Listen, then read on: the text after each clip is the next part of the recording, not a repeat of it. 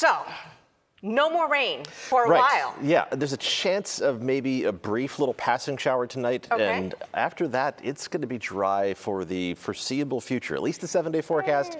If we did a 14-day forecast, that would probably be dry as well. Really? So wow. This storm system is not done causing headaches, though, especially for the middle of the country. And this is going to be the scenario as we head through the weekend. It's going to kind of get lost in the Rocky Mountains, but then reemerge and develop into a major winter storm. Rain on the warm side of the system, even a severe weather threat through the deep south. But then there's going to be snow and ice extending from St. Louis through the Ohio River Valley and points eastward. And this is going to have a major impact on travel for the second half of the weekend. And this is, of course, still a busy travel weekend following up the New Year's holiday.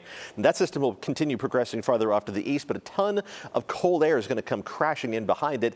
And there's going to be another storm system that develops by the end of next week. Not in our neck of the woods. We're going to be dry, but this next one is going to have so much cold air to deal with that it's actually going to be able to produce wintry precipitation in places that usually don't get it, farther into the south, and even another ice storm possible for the Carolinas as we head towards the end of next week. So all sorts of wild weather happening in other parts of the country, while around here we are going to be drying out after the possibility of a couple more showers as we head through the rest of this evening. This is the current view on First Alert Doppler, and we're not seeing anything at this point, nothing that's anyway flying high enough to be picked up by the radar beam. Still possible, as Futurecast shows, that a couple more showers get developed and try to run north to south across the Bay Area this evening. This is the wettest scenario, and even then the showers are going to be much more mist than hit, not going to add up to anything measurable on top of what we have already received.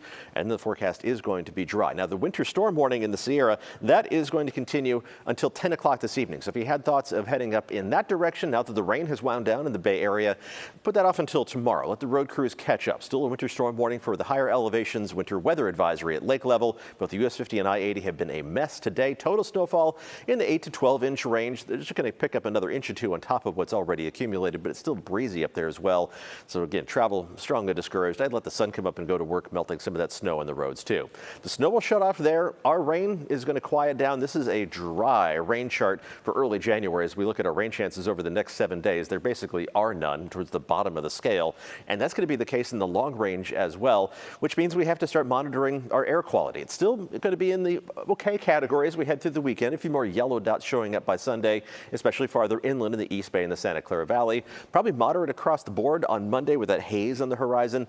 And then stronger winds are going to develop on Tuesday. That'll stir the atmosphere around a little bit and help to disperse some of that haze. But for as long as the dry weather lasts, air quality is something that we will keep an eye on. Right now, we're looking out to the east from Salesforce Tower, and you see those clouds in the distance moving farther and farther away. Temperatures are in the 50s across the board. With clearing skies tonight, we're going to drop down basically to what's normal for this time of year. Temperatures ending up in the upper 30s and low 40s, and high temperatures tomorrow also normal for this time of year. There's going to be hardly any variation. Some of the cool spots, 56 in Petaluma and Bodega Bay. The warmest spot on the map is only going to be 59 degrees, so only a 3-degree difference between the coolest and warmest locations.